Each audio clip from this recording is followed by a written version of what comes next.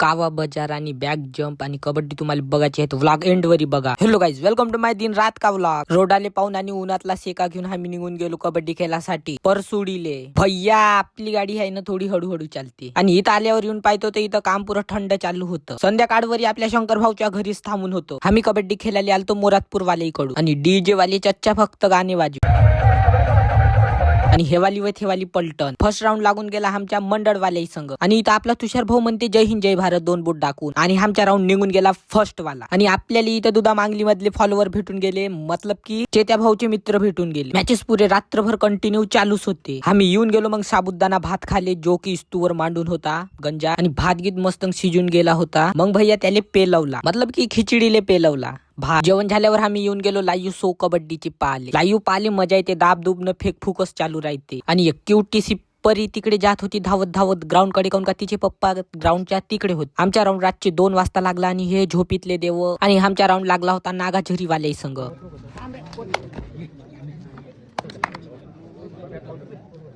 मग आम्ही second round पण काढून घेतला आणि इथं राऊंड चालू होता दुधा मांगली वर्सेस शिंदेविरी आणि इथे दुधा मांगली कटली. याच्या नंतर सालई राणीचा राऊंड लागला.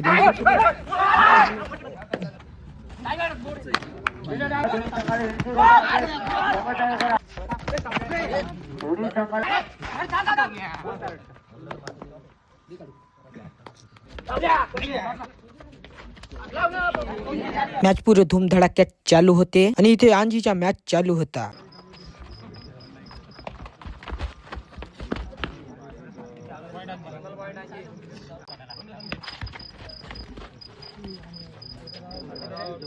अबे इथं ताप आला डोक्यावर, बयाडा फायनल मार.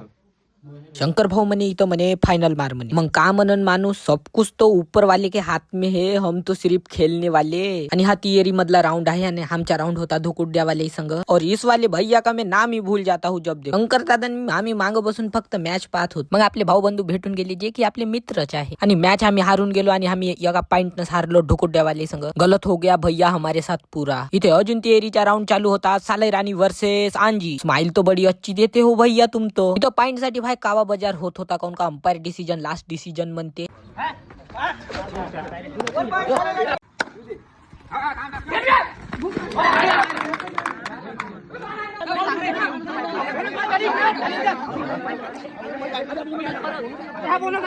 खेळता खेळता मग इथं सालई राणीवाली टीम हारून गेली. आंजी मधला एक दादा मस्त कूदत होता, मग त्याला म्हणला आम्ही ना काही एक वेळा अजून एक वेळा बॅक जम्प कूदबा म्हणून. मग तो कूदला पद्धतशीर धडाम. ऊनही हळूहळू निघत होती आणि आम्हाला घरी पण जायचं होतं. तर मग आम्ही सकाळी निघून गेलो आणि भेटू पुढच्या व्लॉग मध्ये.